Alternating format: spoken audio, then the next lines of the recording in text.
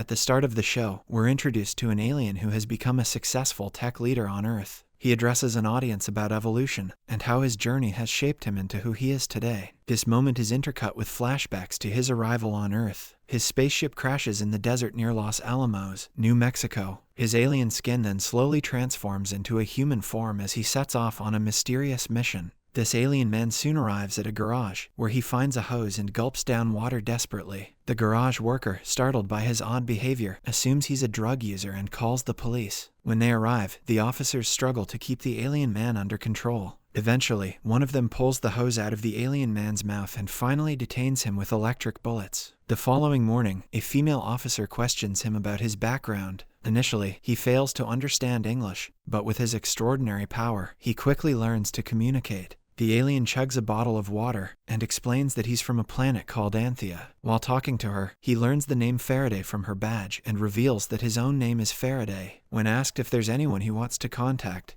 he mentions someone named Justin Falls. The scene then cuts to Justin Falls, a woman doing her best to support her family, including her sick father and young daughter, Molly. One day, she loses her job due to a disagreement with her boss. As she's heading back to her truck, she gets a call from the police station, telling her someone is asking for her. When Justin arrives at the station, she's surprised to find a man she doesn't recognize. She's confused and tells the police she's never seen Faraday before. But then Faraday starts quoting from her MIT thesis from 2013 and mentions a mission and specific geographic coordinates. Justin, now frightened, warns him to stay away from her and her family or she'll shoot him dead. She leaves quickly, and the female officer also releases Faraday, warning him to leave Justin alone. As Faraday leaves the police station, he steals a phone from the reception and uses it to locate a pawn shop. On the way, he uses his alien powers to cough up golden rings, which he sells for cash in the shop. He then buys some tools and makes a device that can pick up sounds to lead him toward his target coordinates. While heading to his destination,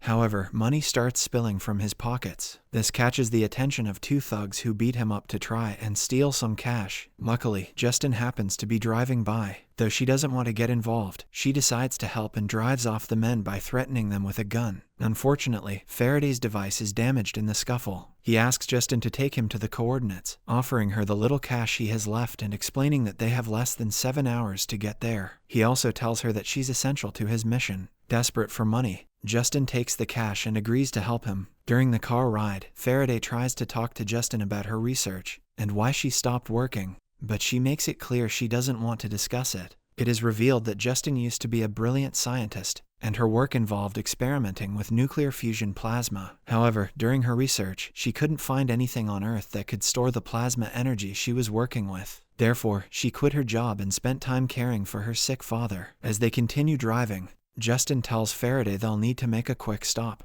They arrive at a cafe, but Faraday struggles to behave in front of other people. Embarrassed, Justin tells the girl at the counter that Faraday is on the spectrum. The alien man then writes something on a piece of paper and hands it to Justin. She recognizes it as a number system from the 3rd millennium, that is base 60. When she asks how he knows about it, Faraday explains that his adept, a figure named Thomas Jerome Newton, taught him. Justin searches the internet and finds that Newton founded World Enterprises, a tech company that started 40 years ago. As they're talking, a man enters the cafe, and it becomes clear that Justin has come here to buy her father's medication from an illegal dealer. Without wasting any time, she gets her medication from the dealer and quickly leaves the cafe with Faraday. As they continue their journey, Faraday opens up more about his mission, explaining that his adept miscalculated the energy needed to save their species, which resulted in many deaths. He shares that his own children are waiting for him to return, though he's unsure if they're even alive. Soon after, they arrive at the destined coordinates and hop out of the truck. Faraday then insists that both of them are meant to be here to ensure the survival of his species. Confused, Justin believes she made a mistake by helping this disturbed stranger and decides to leave. When Faraday tries to stop her, she pulls a gun on him and drives away. As she leaves, the alien man begins walking toward a massive tornado forming in the distance. Seeing this, Justin's instincts kick in, and she turns back to rescue him. Unfortunately, she gets caught in the storm and stuck in her car, while Faraday appears to be mentally transported to a dreamlike state, where he meets his adept, Thomas Newton. The old man then tells Faraday that he will become like a god and that humans won't be able to ignore him. The scene briefly cuts back to the beginning of the show, where Faraday, now a powerful tech leader, is on the verge of introducing the next step in the Great Timeline to an eager audience. Back to the dreamlike state, Newton reveals to Faraday that he's being hunted by the CIA. It turns out he is also an alien from the same planet as Faraday, and has been on Earth much longer. He explains to Faraday that he's been on Earth for 40 years, originally with the same goal as Faraday, that is, to bring water back to Anthea. However, Newton admits he became distracted by life on Earth, which is why he eventually called on Faraday, his best pupil, to continue the mission. Newton then advises Faraday to learn human behavior without getting attached to anyone, as understanding them is essential to their success. Once they complete their mission, they can finally return home. To further the plan, Newton reveals he established a tech company as a first step, but humans stole it from him. Now, he needs Faraday to take it back. The old man is also the one who directed Faraday to Justin, believing her intelligence and specialization in nuclear fusion hold the key to their species' survival. As the tornado dies down, the dreamlike state vanishes into thin air. The scene then cuts to Justin, who is still trapped in her car. Just then, she catches a glimpse of Faraday's true alien form, which terrifies her. She then speeds off in a panic and leaves him alone in the desert. Meanwhile, Faraday stands there, repeating the word Origen. Once he transforms back to human form, he heads back to the same cafe where he and Justin had stopped earlier. There, he asks the girl at the counter to help him look up Origen on Google. She recognizes him from earlier, and agrees to do so. While Googling for the information, they discover Origen Global, a tech company based in Seattle that Newton claimed he created. While speaking with her, Faraday senses her pregnancy through electrical impulses and the smell of bodily fluids. Shocked and upset by his revelation, she slaps him in anger. But after a moment's hesitation, she helps him get a taxi to the airport. The scene shifts to the CIA headquarters in Langley, Virginia. Agent Spencer Clay gets a message from Drew, an old government contact. They meet for dinner, where she hands him a 40-year-old file about an anomalous noise event. This file is connected to the recent tornado in Los Alamos, the very one Faraday was in. Drew explains that this tornado emitted a signal at the same frequency as a similar event 45 years ago in the same location. Everyone who first filed the original case is dead except a man called Gregory Papel, who is in hiding in Alaska. Drew then urges Spencer to track down Papel to uncover what he knows about these strange occurrences. In the meantime, Faraday arrives at the New Mexico airport. However, the heavy radiation from all the electrical devices overwhelms his senses, causing him to lose his composure. As he approaches the ticket counter, the woman there is alarmed by his unusual behavior and calls the police. Faraday then attempts to flee the airport, but the effect of the radiation overwhelms him, causing him to throw up an excessive amount of water. Just then, the police arrive at the scene and arrest him. The scene then cuts to Justin, who is still reeling from the shock of her experience with the tornado. As if the experience wasn't enough, she gets another call from the police station. It's Faraday again. After Justin gets Faraday released, she tries to reassure herself that she isn't imagining things by asking him about the tornado. He confirms it and further shares that his planet is dying, and his species is on the brink of extinction. He also tells Justin about Origen Industries and explains that they have a design for a technology that could save his home planet, Anthea. Turns out, the design is Newton's 10th patent, and Justin, with her expertise in nuclear fusion plasma modeling, is the only one who can help him build it. Elsewhere, Agent Spencer Clay arrives in Alaska and finds a cabin he believes belongs to Gregory Papel. When he reaches the cabin, he meets Papel, but their conversation doesn't start well. Spencer is suddenly struck in the forehead with a blunt object and wakes up to find himself tied to a chair. Papel, looking angry and frightened, begins questioning him. He starts saying things that don't make sense to Spencer. Papel talks about someone trying to send a message, and how someone finally responded. He also mentions a film and refers to Newton, who seems to be Thomas Newton. Papel says that he and his associates turned Newton into a psychopath. Clearly terrified, Papel shoots himself in front of Spencer, leaving him confused and shocked. It is revealed that Newton was the one who sent the message 45 years ago, and now Faraday is the response. The scene cuts to Justin as she picks up her dad Josiah from the rehab center, and the whole family, Justin, her daughter Molly, and Faraday returns home. Faraday learns from Josiah that both he and Justin were scientists at the Los Alamos National Laboratory. During dinner, Faraday tells Josiah directly that his palsy is holding Justin back from reaching her full potential. Josiah agrees with this because his daughter has to take care of him all the time instead of working on her research. However, Justin doesn't take his words positively and decides to take him out. She tells him to wait in the car while she drops Molly off at her friend's house. When she returns, however, Faraday is no longer in the car. We then see the alien man inside the house as he watches Josiah sleep, and slowly reaches for his throat. Outside, Justin notices the lights flickering, and runs inside in fear. To her surprise, she finds her father standing and moving his arms. Then they both discover Faraday lying and trembling on the ground. Despite his condition, he asks Justin if they can finally go to Seattle now. The scene then cuts to London, 2017, where a woman is presenting a project to an audience. Among the audience is Hatch Flood, who is interrupted by his sister, Eddie Flood. It is revealed that Eddie is the head of Origen, the company Faraday mentioned, which holds the design for the machine that could save Anthea. The company became well known, thanks to Newton's several patents that changed the world. Hatch had taken Newton's 10th patent from Origen's database and stored it on his computer. This violates his agreement with the company, and as a result, he's asked to sign a termination letter. Desperate, Hatch informs Eddie for the first time that the patent was classified as top secret by the U.S. Department of Energy. We also learn that their father, Edward Flood, the former head of Origen, committed suicide by jumping off a cliff. Hatch begs his sister to not fire him. However, she's made up her mind. Sadly, he has no choice but to sign the termination letter. The scene then moves to the present,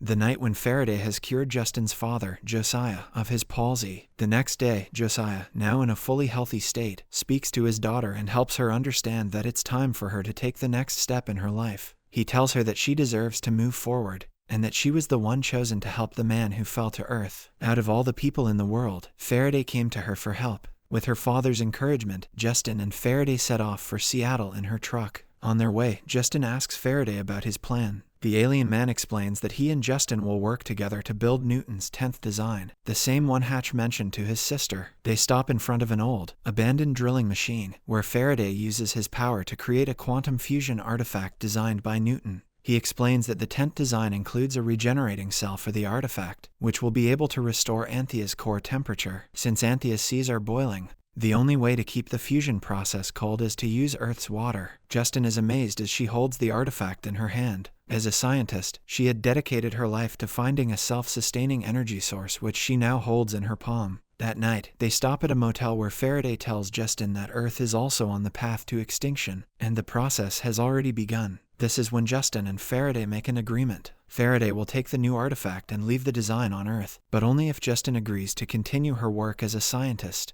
With the new artifact, Justin might be able to help save Earth. However, this also puts her in danger as she becomes a target for the CIA. Faraday then tells her that they need to find someone known as the Wizard of Risk who can help them get into Origen. In Alaska, after Papel shoots himself, Spencer begins searching through the room and eventually finds the film that Papel had mentioned. He then plays the film in a projector, which shows the CIA conducting an experiment on Newton on September 14, 1984. The footage reveals doctors attempting to extract information from Newton about his 10th design. When Newton doesn't open his mouth, they torture him by using harmful radiation to burn his eyes and peel off his face skin. After watching the film, Spencer takes all the evidence with him. He then burns Papel's house to the ground and leaves no trace behind. Following this, Spencer meets up with his friend Drew and fills her in on everything he's discovered. He talks about Newton's arrival on Earth in 1975 and how he founded World Enterprises using 9 patents, all registered in his name. The company was later moved to the UK to avoid government oversight